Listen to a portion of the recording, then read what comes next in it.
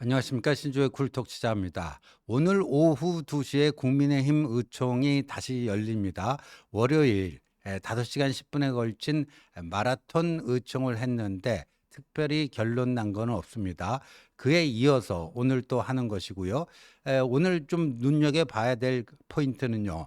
김용태 비대위원장의 임기 문제가 어떻게 결론이 날 것인지, 또 그에 따라서 김용태 비대위원장이 내세웠던 5가지 개혁안에 대해서 또 당론이 어떻게 모아질지 하는 것들입니다. 이건 뭐 2시 그 의총 결과를 봐야지 알 수가 있는데, 그런데 월요일 5시간에 걸친 의총에서요, 한 가지 총의가 모아진 점은 있었죠.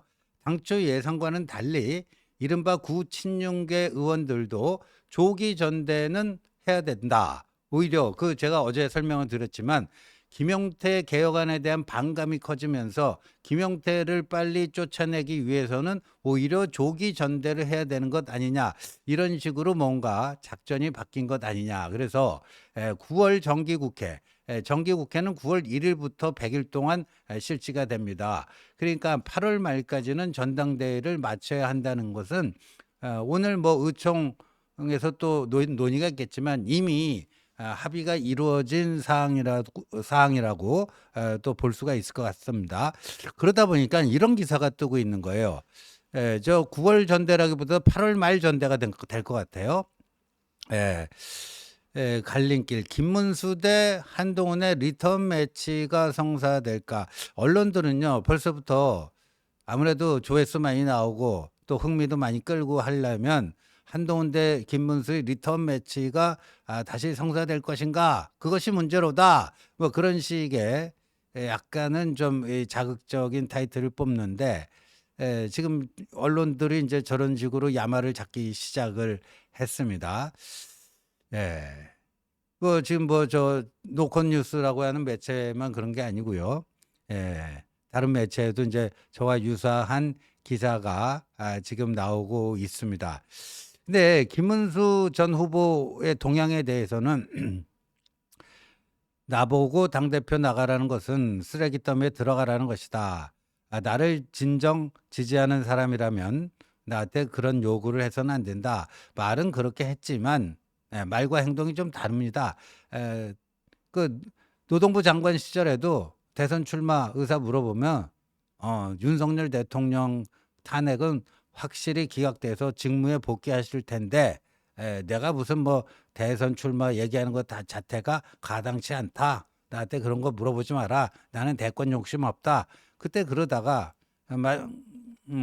헌재에서 8대0으로 전원일치 파면 결정되고 나니까 가장 먼저 노동부 장관 사표 내고 대선 출마 선언을 한 사람이 다름 아닌 김문수 전 장관이었습니다. 그러니까 이번에도 그렇게 되지 않을까 하는 거고요. 김문수 전 장관에 대해서 오늘 좀 재미있는 기사가 하나 나왔어요. 쿠키뉴스에서요. 김문수 당대표 출마설에 힘이 실리냐, 강성단체 접촉이 늘었다 하는 건데, 여기 뭐 기사 내용 보면요. 지난 토요일 오후에 서주역 7번 출구에서 열렸던 윤 어게인 그 집회에 김문수 후보가 거기 그 사람들과 마주쳤던 거, 형님 병문안 가려는데 마을버스 타려다가 우연히 스친 거다 했는데, 오늘 뭐 쿠키뉴스는요. 저도 뭐 이런 의혹을 제기했는데 집 옆에서 5413번 시내버스 한 번 타면은 그냥 서울 성모병원까지 완스톱으로 바로 직방으로 하는데 뭐하러 지하철 타고 또 갈아타고 할 필요가 뭐가 있느냐, 그것부터 시작해 갖고요. 또 그 다음 날 8일 일요일이었어요. 관악산 등반을 한 사진 어제 뭐 다 보셨죠? 그 뭐 펜앤마이크 거기에도 그 사진이 실리고, 근데 그 같이 했던 사람들이 횃불청년단 여기 윤 전 대통령의 정신을 계승하고 부정선거 음모론을 아주 강하게 주장하는 단체입니다. 그 7일 오후에는 윤 어게인 집회에 들리고 또 그 다음 날인 8일에는 저 횃불 청년단하고 관악산 등산을 함께 했다. 그리고 어제는 또 강성 우파 단체 관계자들이 김문수 후보 자택 앞에 찾아가서 후보 당대표 출마 촉구, 또 무슨 기자회견 뭐 이런 거 하고. 근데 말리지를 않아요. 말리지도 않고. 그렇습니다. 그러니까 뭐 김문수 전 후보는 저는 뭐 99.9% 나올 거라고 봅니다. 나올 거라고 봐요. 제가 어제도 말씀드렸지만 한동훈과 김문수는요, 노인 처지 환경이 확실히 다릅니다. 74세 김문수는요, 74세 김문수는요, 이번에 당대표 선거에 나가지 않으면 이제 뭐 저 사람 대선 나가서 떨어지고 그냥 이게 다 저걸로 용도팩이 되고 끝났나 보구나. 이제 집에 가시는구나. 정계 은퇴하는구나. 꼭 은퇴 선언을 하든 안 하든 그러나 보다 하고 이제 사람들이 생각할 텐데, 한동훈 전 대표는 그렇지가 않죠. 아직도 뭐 52세 창창하고요.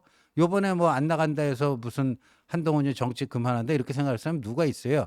누가 봐도 차기 대선, 5년 후 차기 대선 국민의힘의 가장 유력한 대선 주자는 그때는 50대 중후반에 들어서는 한동훈이 되겠죠.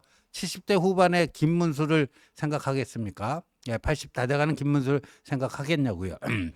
그러니까 한동훈 전 대표에게는 이번이 나가도 되고 안 나가도 되는 뭐 여유 있는 뭐 선택의 여유가 있는 그런 거라면, 김문수 전 장관의 경우에는 뭐 정치 인생을 계속 이어 나갈 수 있을지 없을지 요번에 결정나지 않을까. 그래서 많은 관측자들이요, 뭐 김문수 저렇게 뭐 쓰레기 때문에 운운하지만 결국은 뭐 할 것이다 이런 건데, 반면에 그럼 한동훈 전 대표는 어떨까요?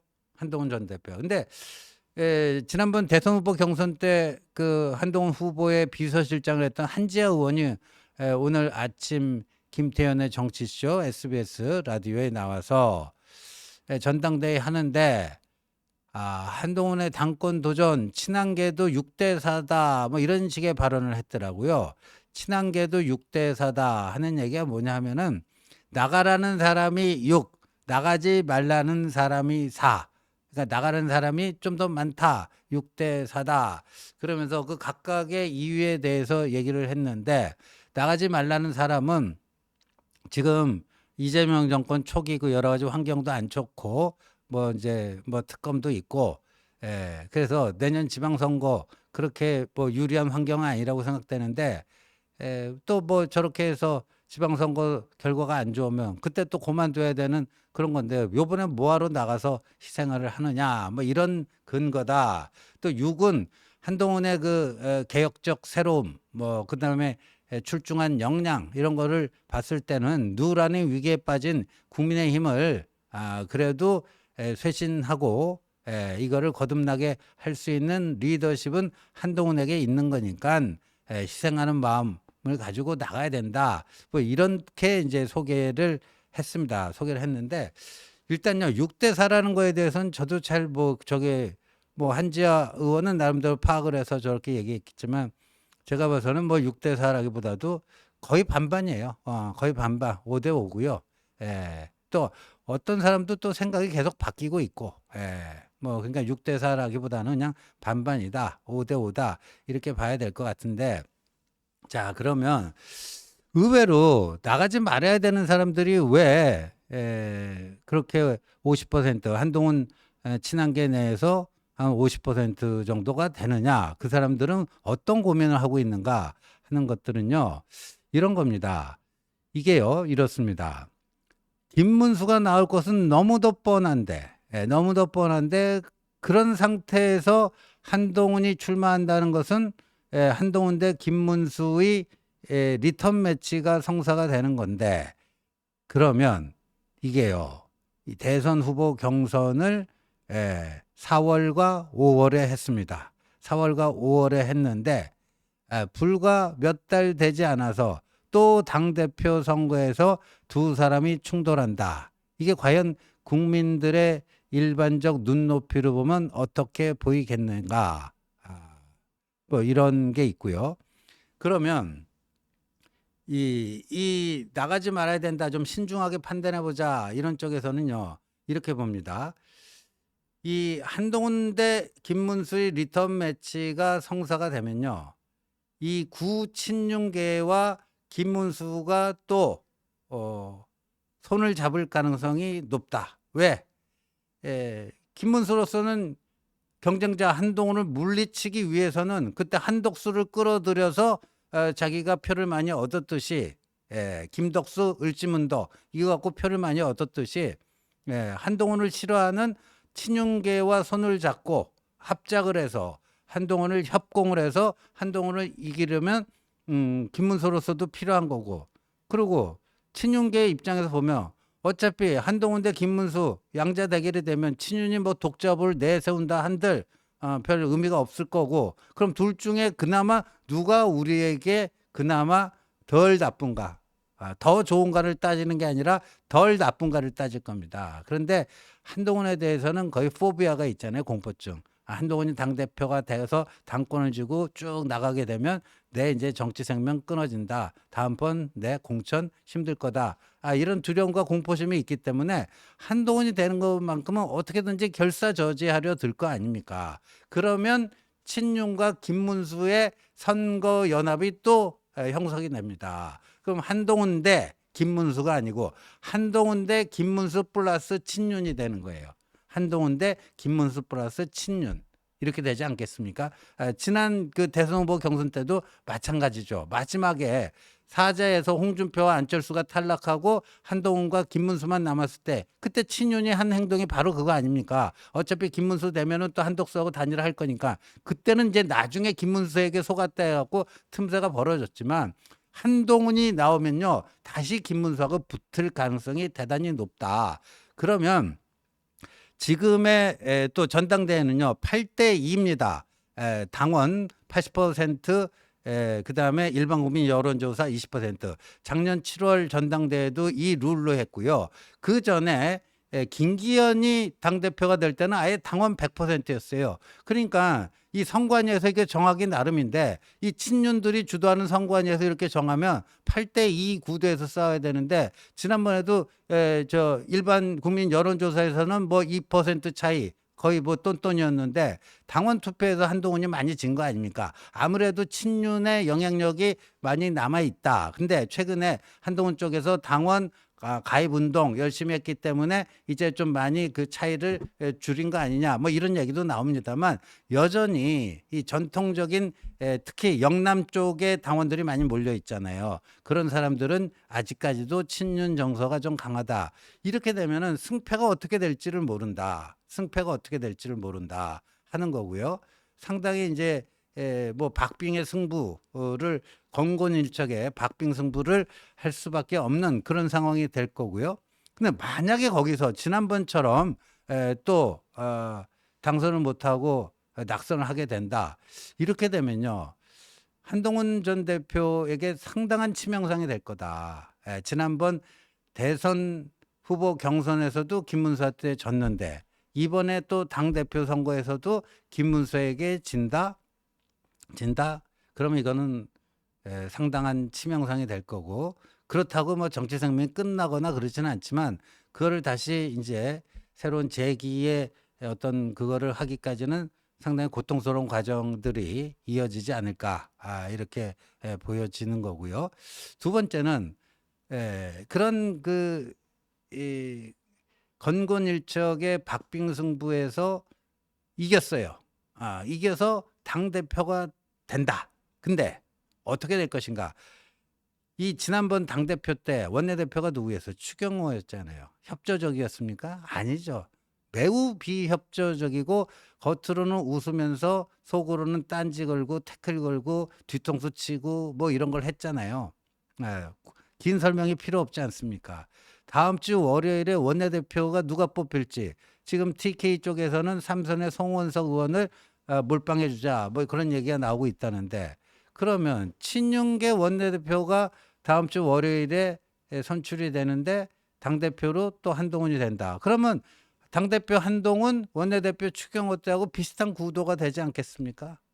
그다음에 뭐니 뭐니 해도 지금 친윤계가 그 다수예요. 예, 다수입니다. 구친윤이 107명 의원 중에 친한은 25명에서 많이 잡아야 한 30명 정도가 되는 것이고요. 중립지대 약간 명 있고 한 5, 60명 정도는 그냥 범친윤으로 분류가 됩니다. 그리고 그 사람들이 임기 3년이 남았어요. 그럼 그 사람들이 사사건건 한동훈이 당대표가 돼서 하려는 거에 시비 걸고 태클 걸고 옆구리 찌르고 이상한 언론 플레이하고 또 그 자통당 무리들 구구 세력들이 무슨 지난번처럼 뭐 당원 게시판 문제 뭐 별의별 거 뭐 말도 안 되는 건 가지고 자꾸 해갖고 한동훈 흠집 내게 할 거고 뭐 할 거고 그러지 않겠느냐. 그러지 않겠느냐. 그러면 당대표가 된들 온전하게 정말 쇄신하고 혁신할 수 있는 그런 조건, 여건이 되겠느냐? 아니다. 어떻게든 그냥 태클 걸고 방해할 것이다. 매우 피곤한 여정이 될 거다. 당대표가 된다 한들. 그리고 지금 내란 특검, 김건희 특검, 최상병 특검 이 3대 특검이 이제 그 광풍이 몰아치기 시작할 텐데 예를 들면 뭐 김건희 특검 관련해 갖고 연루된 국민의힘의 그 정치인들이 굉장히 많을 겁니다. 그러면 그 정치인들이 압수수색도 당하고 국회의원회관 사무실도 압수수색 당할 수도 있고 경우에 따라서 뭐 당사에 들어와서 압수수색할 수도 있고 또 그 국회의원에 대해서 구속영장 검찰이 청구할 수도 있고 그러면 그 국회 본회의에서 체포 동의안 또 표결해야 되고 뭐 하는데 그러면 당대표 한동훈은 거기에 대해서 어떤 스탠스를 취할 것인가? 예? 그거를 방어해 주자니. 그럼 너 김건희 또 김건희 같은 당이지만 김건희 문제 있다고 했는데 그 동료 의원이라고 팔을 안으로 굽는다고 또 까받쳐 주냐 방어해 주냐 이럴 거고 만약에 또 방어를 안 해주면 그 당대표씩이나 돼갖고 말이야 그 소속 의원이 저렇게 그 이재명 정권의 보복성 수사에 이렇게 고초를 겪고 있는데 못 본 척 하느냐 뭐 이런 얘기가 또 나올 수도 있고요. 여러 가지로 그렇다는 거죠. 여러 가지로 그렇다. 그래서 그러한 이유 때문에 요번에 출전하는 것은 좀 신중할 필요가 있지 않느냐 하는 의견이 그러니까 제가 나가야 된다라는 의견은 너무 명확해요. 지금 이 누란에 빠진 국민의힘을 쇄신과 혁신의 길로 끌 수 있는 리더는 한동훈 말고 없다. 그건 120% 맞는 얘기죠. 120% 맞는 얘기인데 근데 그 또 동전의 앞뒷면이 있듯이 그 뒷면에는 또 어떤 것들이 있는가 양면을 다 보고 종합적으로 판단을 해야 되기 때문에 이런 이제 신중하게 판단하자 이번에는 안 나갔으면 좋겠다 하는 사람들의 문제의식이 뭐라는 거를 제가 오늘 좀 말씀드렸습니다. 경청해 주셔서 감사합니다.